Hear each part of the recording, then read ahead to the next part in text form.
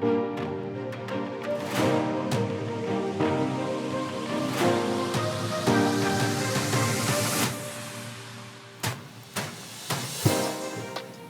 дор суух тавтамар л би олгодлогч Инхбат. Бизнес судлаач Бат Эрдэнэ дэлхийн дуу хоолой нэвтрүүлгээ хөрөх гэж байна. Нэвтрүүлэг та бүхэнд YouTube-ийн Одон дор суугаар болон NTV телевизээр мөн 83.3 107-ос толгойн Одон дор радиогоор хүрч байгаа. Өнөөдрийн дугаарыг Better Lifestyle BSB компани болон ногоон ирээдүйг хөгжүүлэх евротой MMS компани нэвтрэж байна. За өдрийн батаха. Өдрийн мэнд. За ер нь бид монголчууд цахилгаан бараа гэх юм бол ер нь орчин цагт ардчлал гарснаас хойш тэ тийм ээ. Sony гэж ер нь анх хэлж сонссон баг гэж бодож байна. Таны хувьд?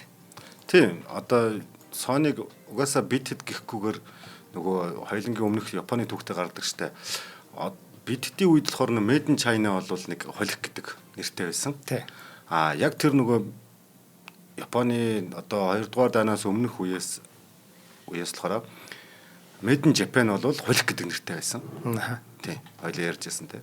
Тэгвэл тэрийг одоо бүр бидний үед Япон чанар заадаггүй. Ягаад ч юм Sony гүн чанартай гэдэг юм араас нь дагалддаг болтол энэ имижийг бүр биелүүлж чадсан компани бол энэ Sony компани байхгүй. Тэр болохоор өнөөдөр Sony компаниг ярихаар шийдээд яг энэ акшныг ярих гэдэг байгаа. Нэг чанаргүй Япон гэдгийг чанартай Япон болгож хувирсан компани юм биш үү те? Тийм. Чанар гэдэг зүйлийг ерөө цаанаасаа л Sony гингүүт хүмүүс за ёс та чанарл гэдэг ингээд шууд автоматар орлогддог болцсон.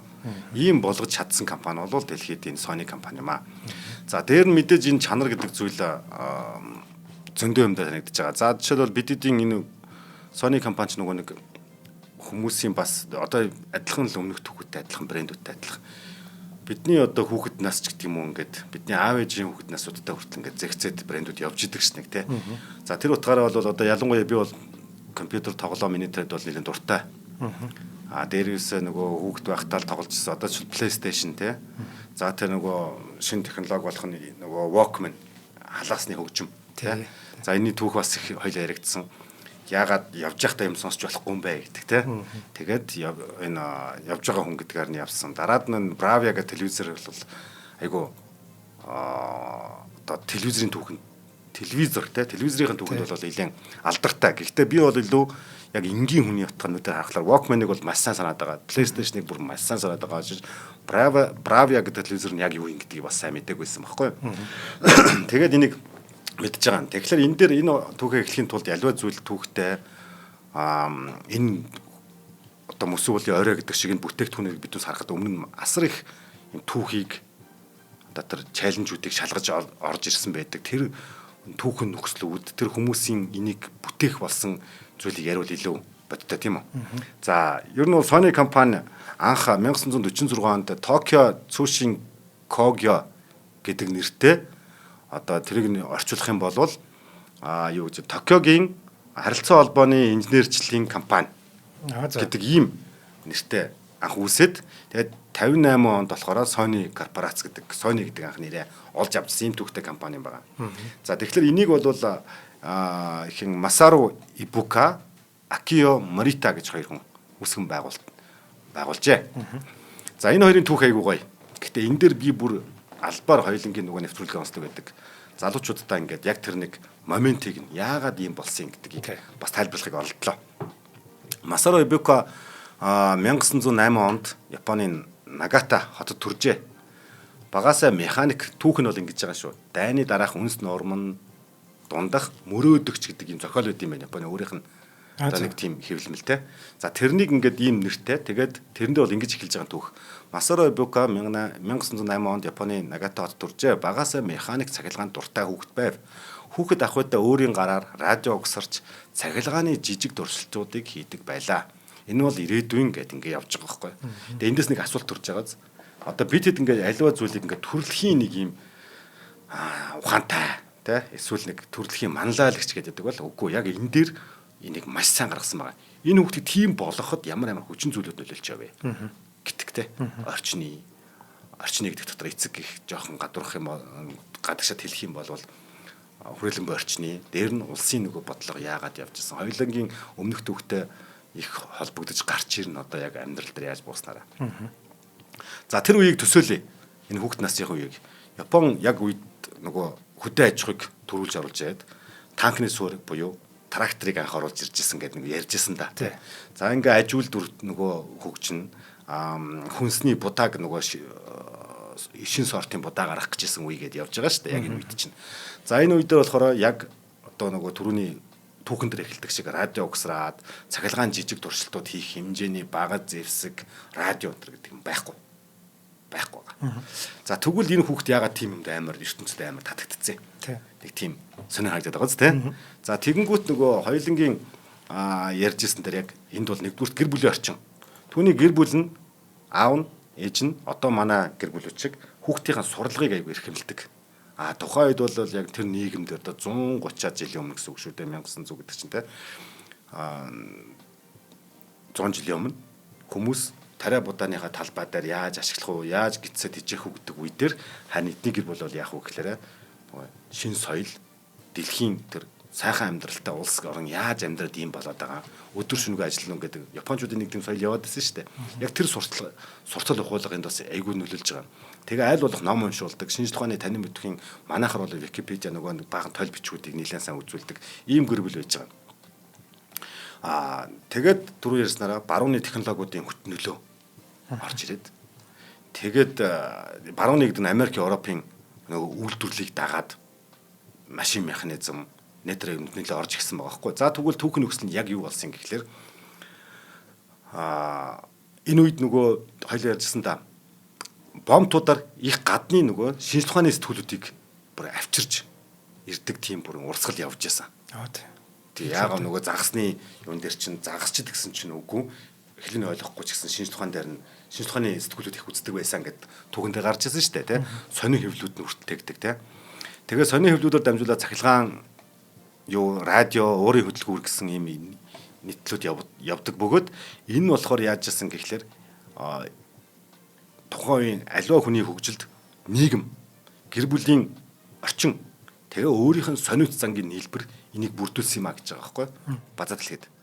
Тэгээ энэ дээр нөгөө дөнгөж хөгжиж байгаа гэдэг үе аль ч улсад айгүй тийм юутай байд юм байна. Нюанстай байд юм байл шүү. Их чухал юм байна.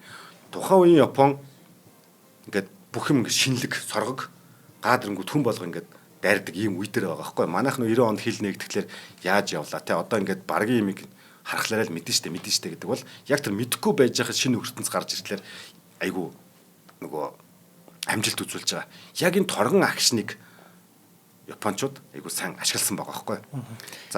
За тэгэнгүүт японочууд яадаг байсан гэхэл 1920-од онд Япон Мэйжигийн шинжилсэн дараах үед нөгөө шинжлэх ухааны саяны номнуудыг хүмүүс ингээд уншимаар байгаад шүү дээ. Бүр хүчээр төрн өрөө ингээд орчуулж тараасан хүмүүстэй.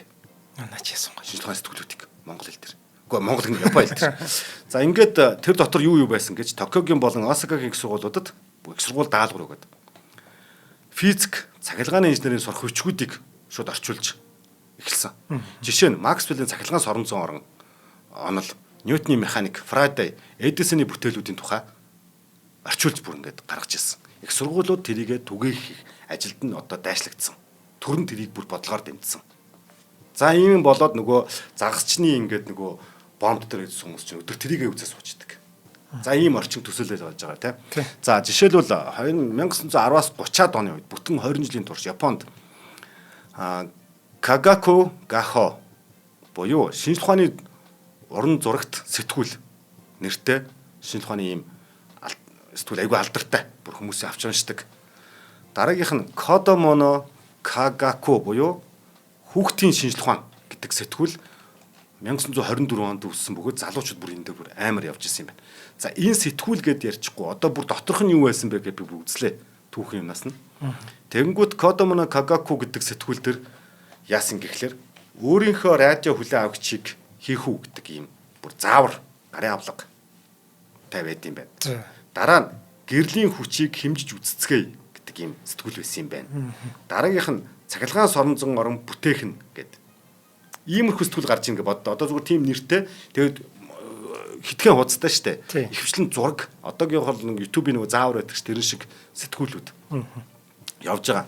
За жишээлбэл тэр өөрийнхөө радио хүлээн авахчийг хийнү гэдэг дээр цахилгаан зэс утас нөгөө гадуураа түрхцдэг ороомг болгож ашиглах гэж байгаа шүү. Дараад нь диод нөгөө долгионы зөвхөн нэг хэсгийг таслаж авах гэж байгаа. Нэг чиглэлд долгион ч нөгөө гүйтэл дамжуулдаг учраас.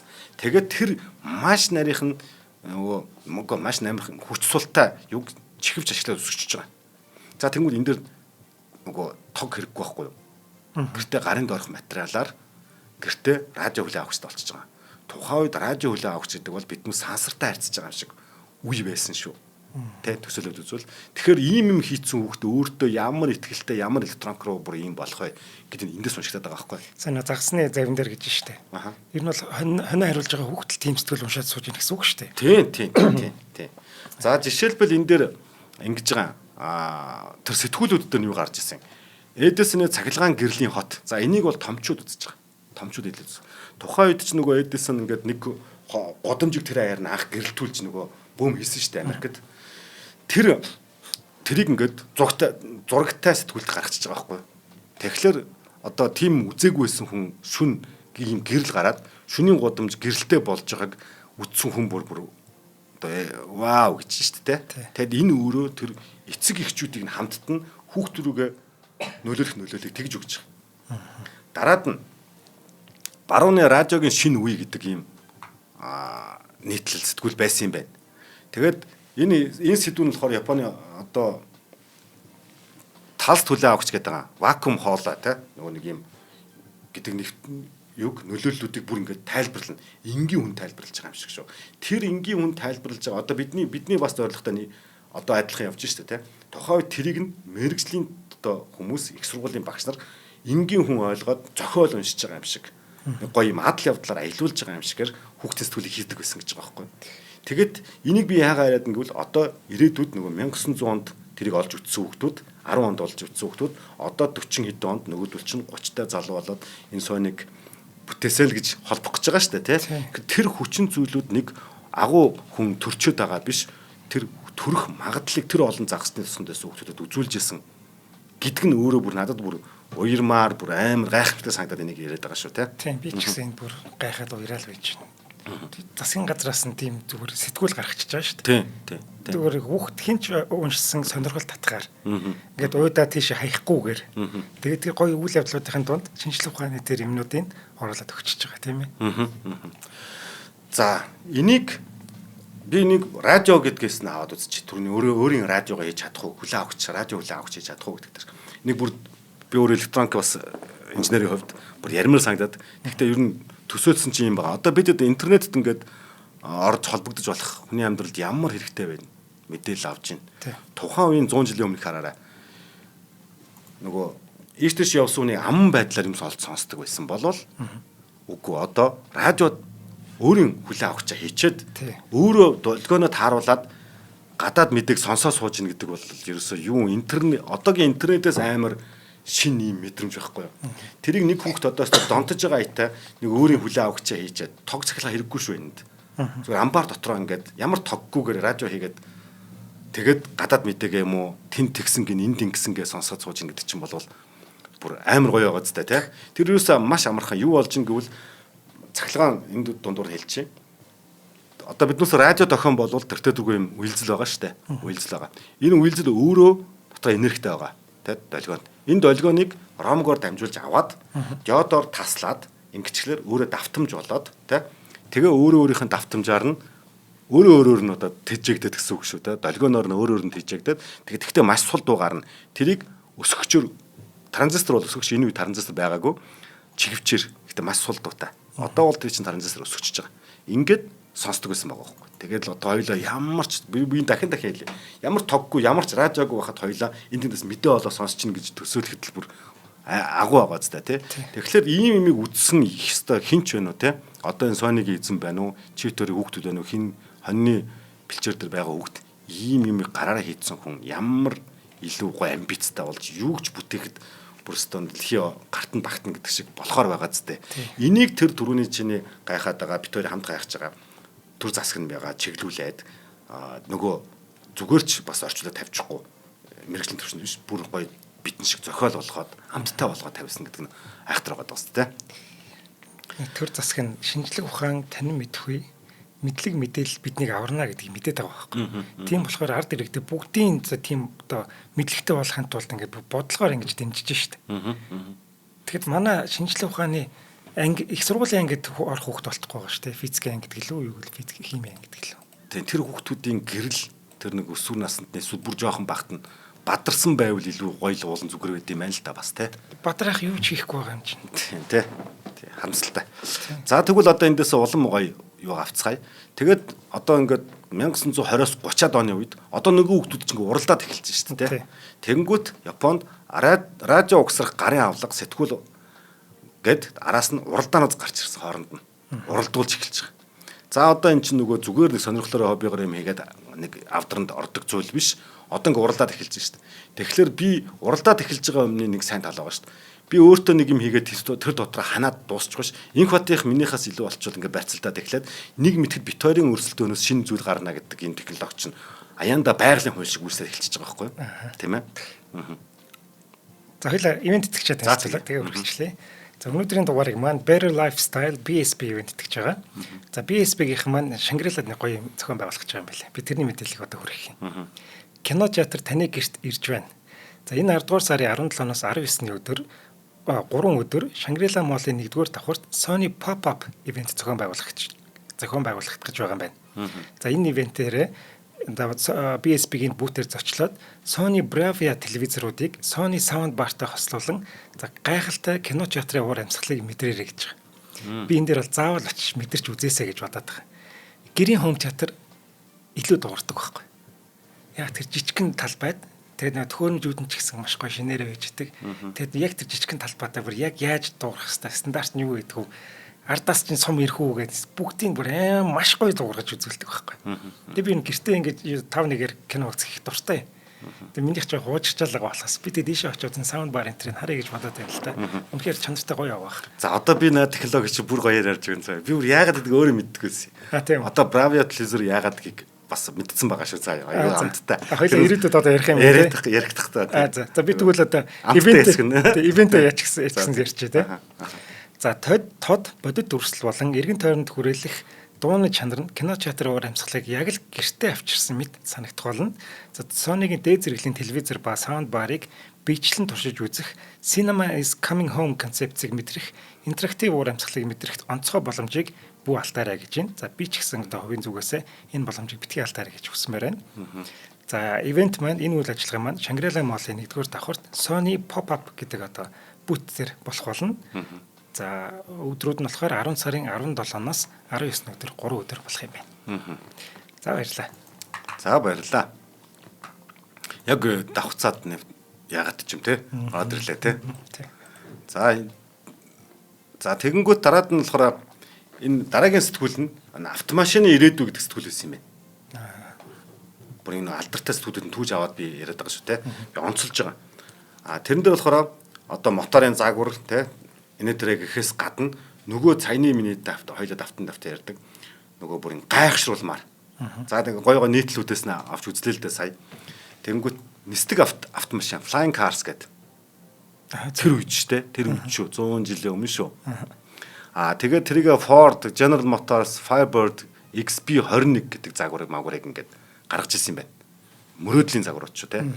За энийг айгу гоёо нисэх юм бол тухайн үеийн тайлбар нь нисэх юм бол хоорондоо мөргөлдөхгүй гэж мэгтэй тий мөргөлдөхгүй хин нэгэнд ингээд нөгөө төг бодохгүй огтлцохгүй угаар нисч болно 3 орон зайд ирээдүйд ийм болно гэдэг айгүй гой мөрөдсөн байж байгаа байхгүй тухайн сэтгүүл гэтээ тэр мөрөөдөл хараад одоо баг биелж штэ баг л тий тухайн үед бол бүр одоо дөнгөж ингэж яхад 100 жилийн өмнө бол бүр энийг бүр яасан таныг юм гэж бодохоор л доо гэхдээ хүнд ингэж гал асааж ингэж чөлөөтэй мөрөөдөх эрхийг нь бүтээх хэрэгжүүлээг нь олгодог байх нэ. Тэрийг хин нэгэн битгээд биш бүр уус даяараа байдаг байх нэ. Тийм ээ.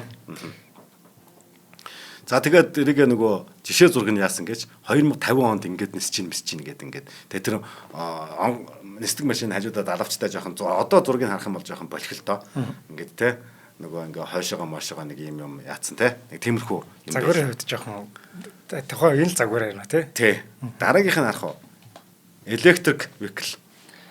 Тэр үед бас гаргацсан. Сэтгүүл нь шүү. Нөгөө Жюль Верн гэдэг шиг энэ явж байгаа шүү дээ, тэ.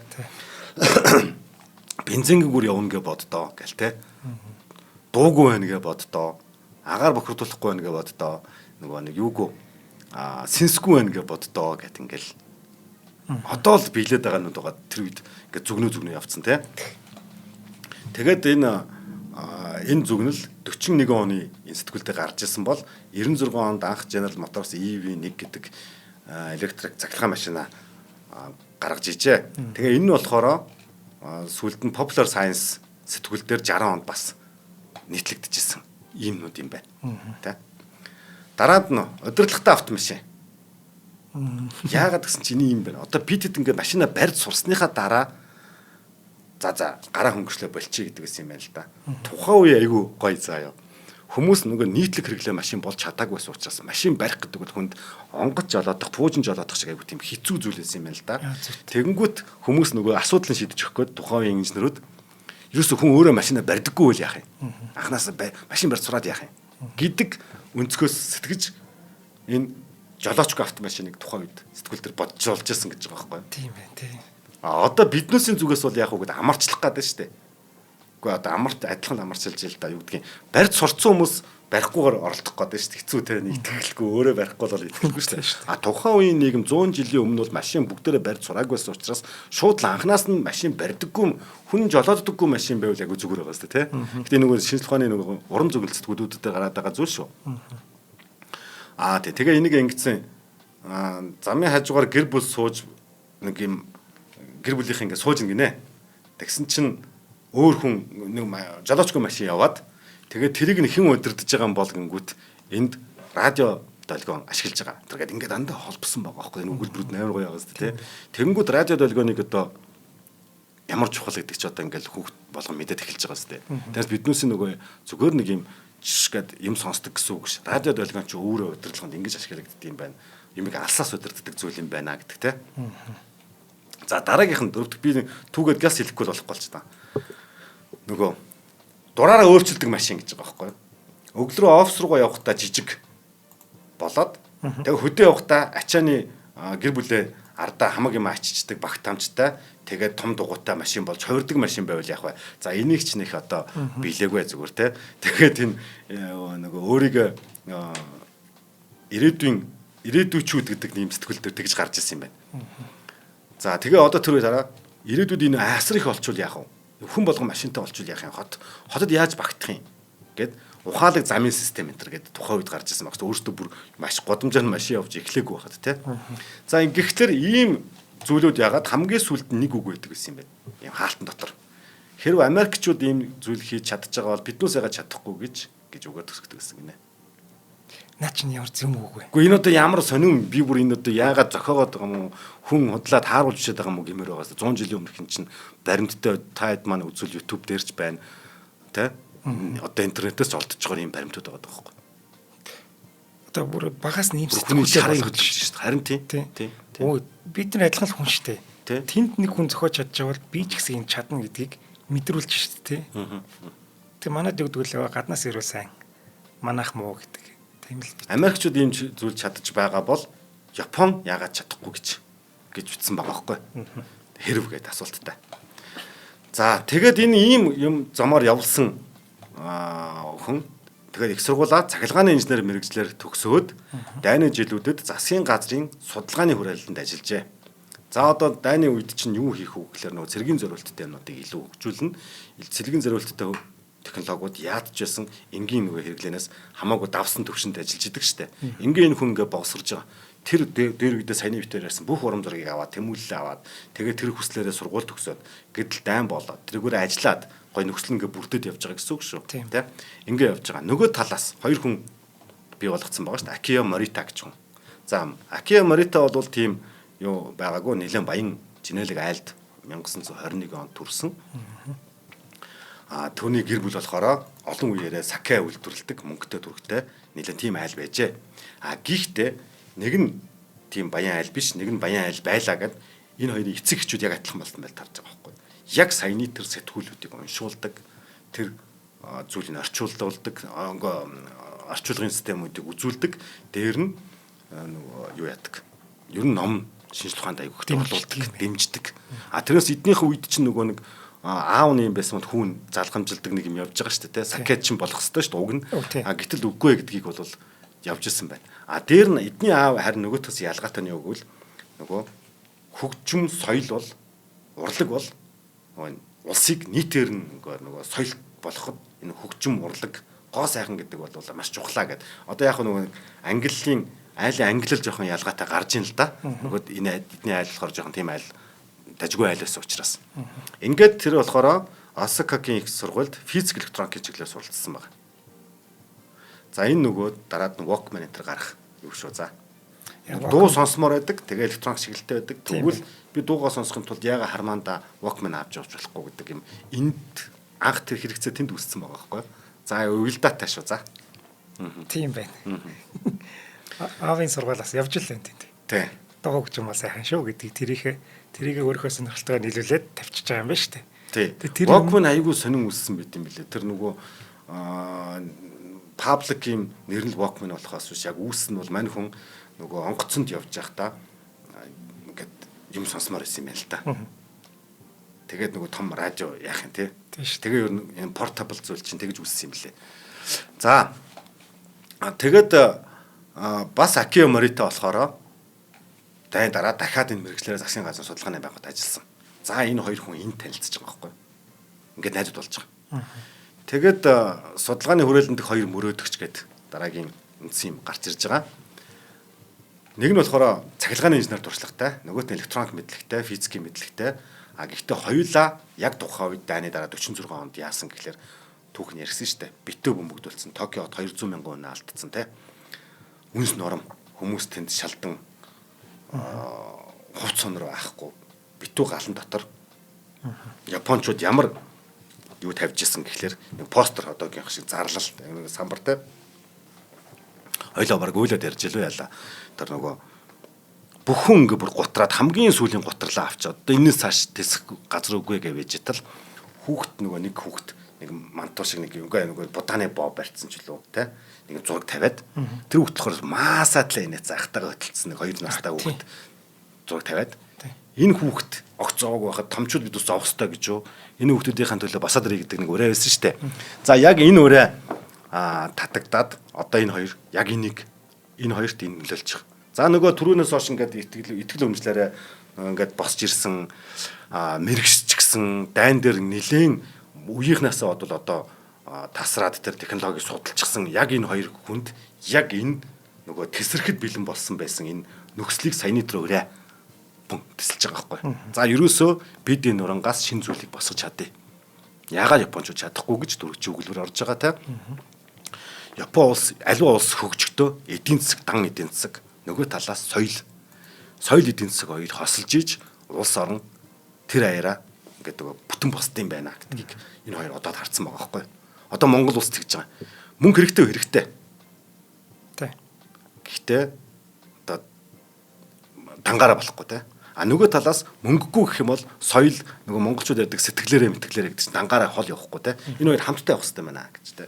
Ингээд энийг болохоор сойныгийн үн яг жинхэнэ сойны тэнд бий болжээ гэдэг мөч нь энэ юм байл.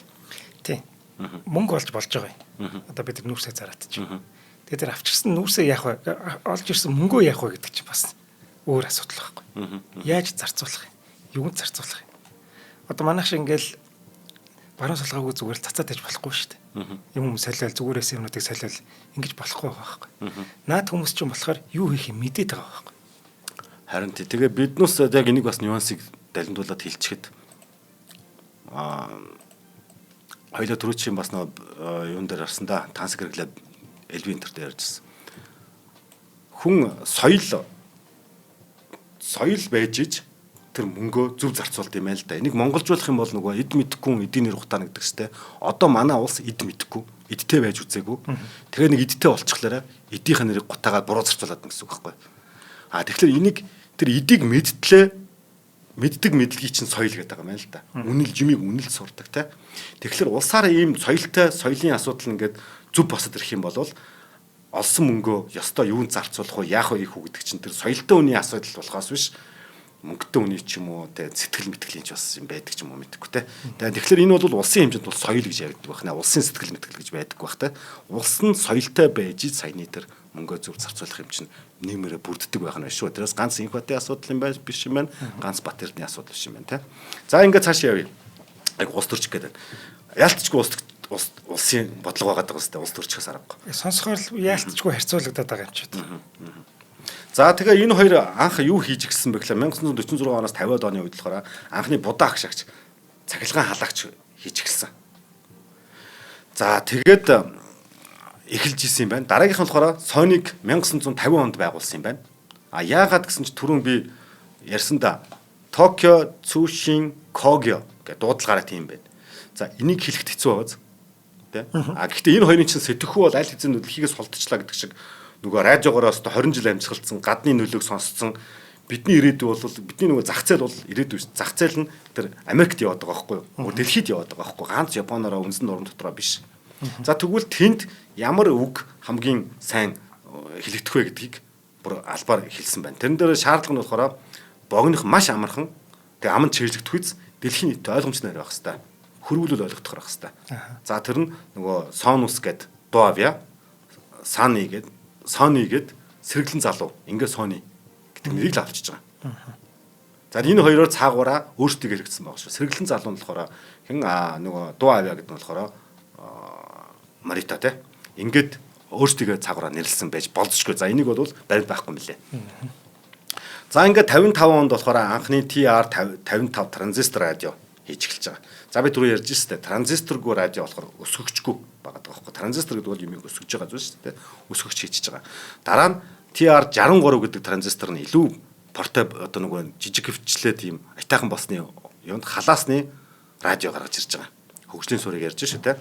За энэ үед болохоор яаж яасан гэхээр тухайн үед бидүүн санаж бол телевизор гэхээр ийм байгаагүй шүү дээ те. Том байсан. Ламп телевизор тийм том байсан те. За энэ үед болохоор нөгөө лампыг юугаар солих гарч ирж байгаа технологи транзисторт те. За дараагийнх нь санжиул нэг юм 90-ад онд байсан да Монгол айлууд дөнгөж телевизор нөгөө 3 юм цэгтэй Trinitron гэдэг Sony Trinitron гэдэг телевизор байдаг гэсэн шүү дээ. 3 цэгтэй. Тийм улаан юутай нөгөө RGB гэсэн үг шүү дээ. Цэгтэй тий. 3 цэгний логотой Trinitron гэдэг байдаг гэсэн. Тэр анх гарч ирсэн юм байна. Зөөврийн транзистор телевизор 60 онд. За энийг түүхэн цаг үетэй навал хоёлын Америкт нэг аялал гэдэг нэг юм явж ирсэн те. Яг энэтэй холбоотой явж байхдаа та телевизээр үзэх үг бол айгүй гоё юм болсон юм байна л да. Тэгээ авч явдаг телевизор гэдэг те. Батарейтай. Нэг анх гарч ирсэн юм байна.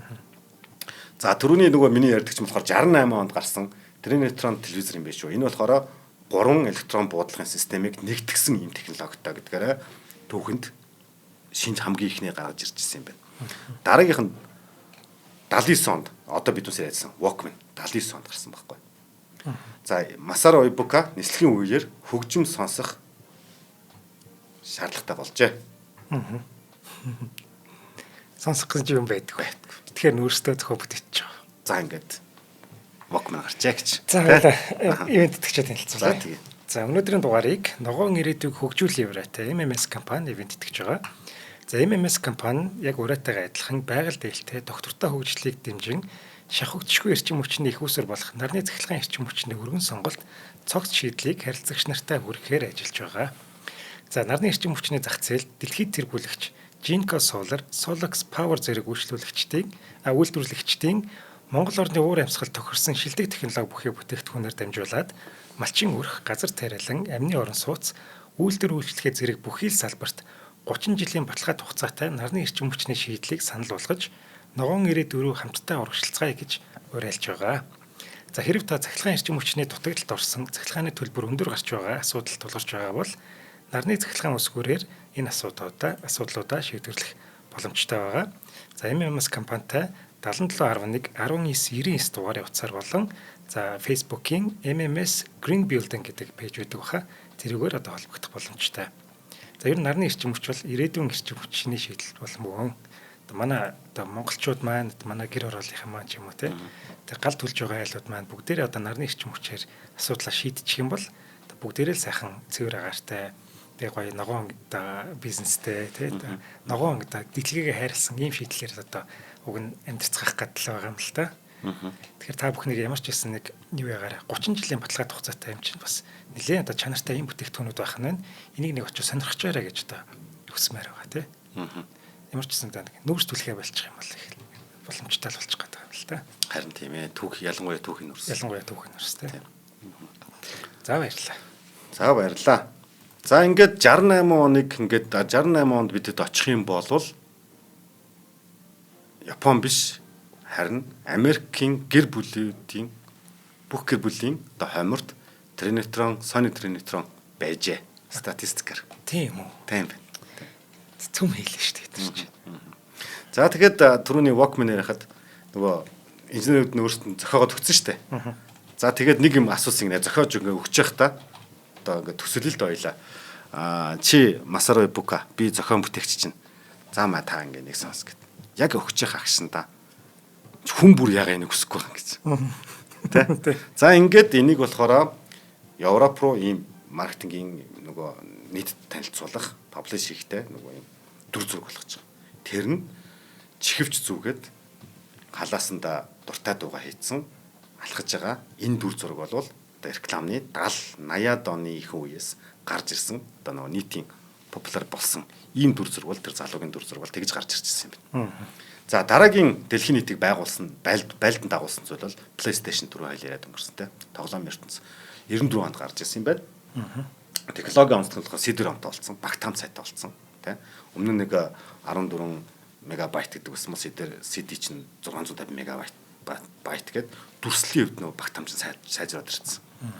Дээр нь одоо нөгөө энэ дүрслэл нь 3D график чиг болоод өмнө нь бол 2D байдаг гэсэн чинь даг даг Tetris байсан бол одоо цаашаа явж байгаа, наашаа явж байгаа гэдэг энэ мэдрэмжийг эндээс авч ирсэн. Дараа нь болохоор мэдрэгчүүд орж ирсэн. Дүн гэдэг юм. Юмнуудыг орж ирж анх PlayStation гарч ирж чижээ. За миний тоглож ирснээс гэвэл энэ Final Fantasy тий амар шүү дээ. За энэ 97 онд гарч ирсэн юм байна. Gran Turismo. За би сонсч байсан яг тоглож байгаагүй. Resident Evil 96 онд гарч ирсэн, тоглож ирсэн. Tekken одоо зодтолтой байна шүү дээ. Одоо энийг бол ингээд ёстой биднээс үеийнхэн бүгд ингээд сууж яснараа бол санддаг бах те. Гэт за өмнө нь бол мэдээд нөгөө Sega Mega хадаа тоглоом гэж зөндөө байсан л да. Тэ тоглож ирсэн. Гэтэл энэ PlayStation бол илт бүр ингээд нэг арай нэг өөр төвшөнд байсан те. Арай өөр төвшөнд байсан. Адилхан тээврийн хэрэгслээс нэг нь айгүй гоё гэтг шиг те. Тийм болсон. За ингээд 2005 оноос нөгөө алдарт өнөөдрийн ярих гад миний бүр илүү онцолж ярих гэдэг Bravia телевизэр. За Bravia гэдэг нь Best Resolution Audio Visual Integrated Architecture гэж тий. Дуу дүрсний нэгдмэл цогц архитект гэж ийм нэрний товчлол юм байна. Эхний үсгүүд Bravia. За энэ үед болохоор ер нь бол нэг LCD гэдэг liquid ямар дисплей лээ. Шингийн юутай дисплей гэдэг шүү дээ. Энийг энэс гадна LED гэдэг LED телевизээр гарч ирж байсан. За энийг яагаад энэ телевизэрийг гаргаж телевизэр хийх гэж гаргаж ирээгүй маа. Одоо яг түрүүний энэ нэрнийх нь юу шүү. Биднээс ч ер нь хүн амтан бүх зүйл дүрс дуу хоёрыг нэг синхро авах хэрэгтэй юм байл да. Байгаль дээрээс авдаг л юм зүйл тогтолтой байхгүй юу? Тэ? Яг нэг агшныг. Тэгвэл одоо телевизээр дүрс нь явж байгаа юм бол дууг нь яг тэгж өгөх хэрэгтэй гэж байгаа. Тэгээ миний ойлгодгоор юм уу миний биднээс мэддгээр чинь телевизруудын дуун доороосоо эсвэл араасаа гарч ирдэг шнэ хөнгөнж те. За энэ гоё уулын технологи дараа нь ярих гэдэг шүү. Энэ хамгийн супер технологи дахиад хааш татчих. За тэгээд иймэрхүү юм гарах үндсэн зорилготой. Тэр нь хэрэгцээ нь юу гэвэл одоос нь тэр зорилгоо Sony Picture Center чинь нөгөө контент кино мань хийгээд байгаа чи энэ учиртай байхгүй. Энэндээ тохируулсан тэрийгэ бүр ингэж хүнд үзэгчдэд хүргэх тэр одоо консол юу нөгөө мэдрэхүйд нэг төхөөрөмж нь тэр дуу байгаа. Тэр PlayStation тоглоом байгаа. Тэрийгэ үзүүлээд байгаа телевизэр байгаа тий. Ялангуяа энэ Bravia телевизрийг болохоор кино үзэгч тоглоом тоглодог, илүү нарийн мэдрэмж авах гэж байгаа хүмүүс бол илүү тохиромжтой. Бүр тэгж тохиромжтой гэдэг нь юу гэвэл тэр зориулж гарсан телевизэр юм байл л да. Дээр нь дараагийнх нь болохоор cognitive processor гэдэг байгаа. XR гэдэг байгаа. Ухаалаг процессор. За одоо энд дүүсийг ярьж байгаад нийлүүлэхээр Bravia гарч ирсэн шүү. Хүний хараа сонсголын зарчим тулгуурласан cognitive гэдгийг сайн олоод аваарай те. Чамайг тань би чи наа үзээд байгааш би чамайг үзээд байгаа шүү. За яа. Private телевизэр чамайг сайн таньж авч байгаа гэсэн. За нөгөө дүрслэл одоо мэдээж ийм гоё дүрслэлийг чинь нөгөө гаргахын тулд чинь амьд nature ийм дүрс натур өгөхийн тулд нөгөө өнгөний хослыг маш наривчлалтаар гаргах хэрэгтэй байхгүй юу? Будаг нь тод мод байж болохгүй шүү дээ тий. За тэрийг явж байгаа. Дараа нь энийгээ гаргах нөгөө технологиуд нь LED технологи. Гарах хэрэгтэй өнгийг төгсөл гаргах гэдэг байгаа. За эднээс бүгд нийлээл чамд өгөх гэж байгаа тэр мэдрэмжийг бүтэн оруулах гэдэг байгаа шүү. За одоо тэгвэл гоё юм аа ярьчих. Private телевизэр яадаг вэ гэхээр дууга доороосоо араасаа гаргадаггүй. Дэлгэцэн өөрөө тухайн агшнаасаа гардаг. Дэлгэцний артаас. Тэ. Тэ. Тийм багаз. Бүр энэ амар гоё байгаас тэ. За одоо жишээлбэл дэлгэцэн дээр нэг хүний дүрс одоо чи тэр дүрс гарч илаа гэж бодъё. Энгийн стандарт дуун дээр яадаг вэ гэхээр телевизийн араас ч юм уу доороос нь гарч ирнэ. Миний ам яг ярьж байгаа өнцгөөс гарч ирэхгүй байхгүй. Private телевизийн яадаг вэ гэхээр миний яг ам байгаа цэгээс миний яриад сонсогдно. Тэгэхээр тэгээд тэрийг нөгөө түрүүний чиний home театр гэдэг шиг энийг бүфэрлжчихлэр илүү сүр өгөөд байгаа боловч гол мессеж чинь гол дууны нөгөө их усүр чинь тэндээс яг ам байгаа дуу үүсгэж байгаа объектаас л гарч ирнэ. За ингээд төсөөлдөө те. Энийг болохоор юу хийж байгаа юм бэ?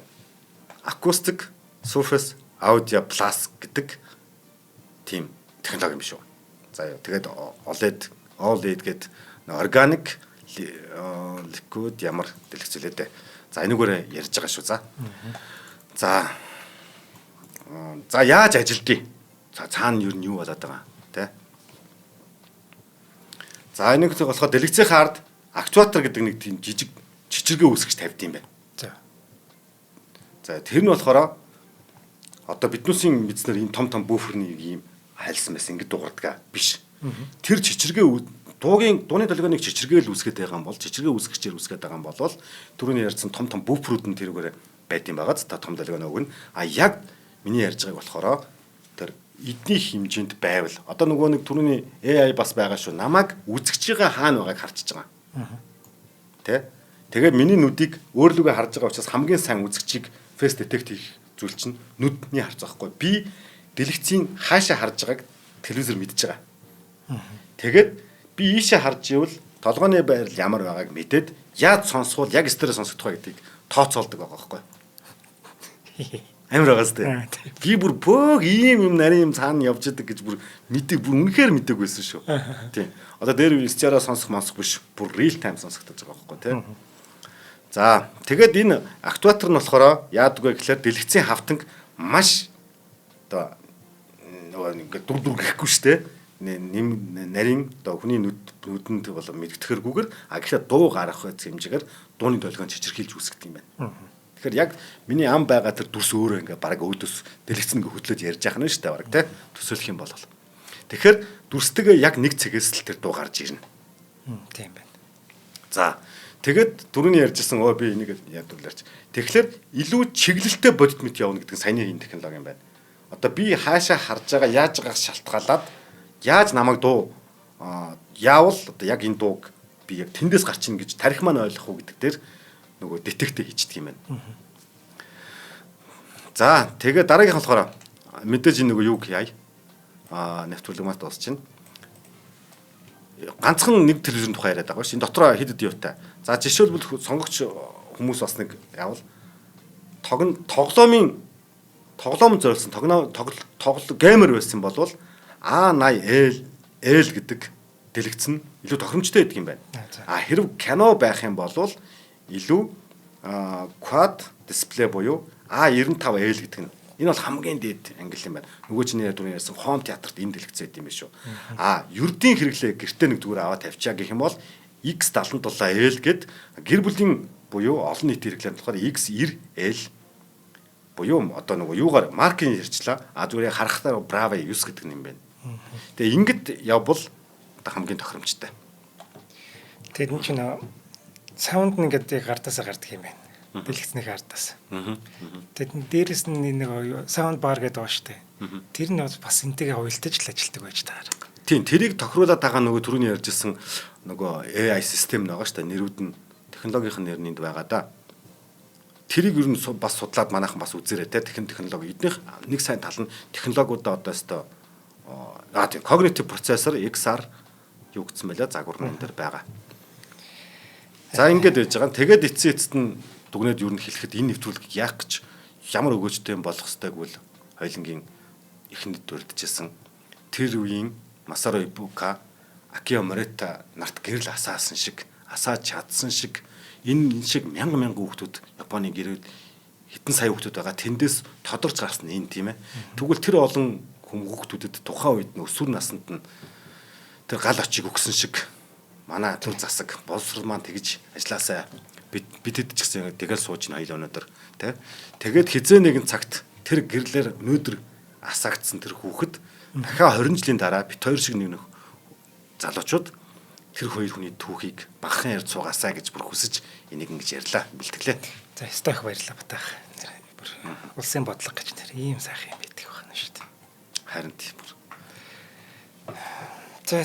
За дуусгая та. За дуусгая та баярлалаа. Ярих гэхээр бас олон долоо юм ярьчих гэдэг. Хус төрж гэдэг тийм.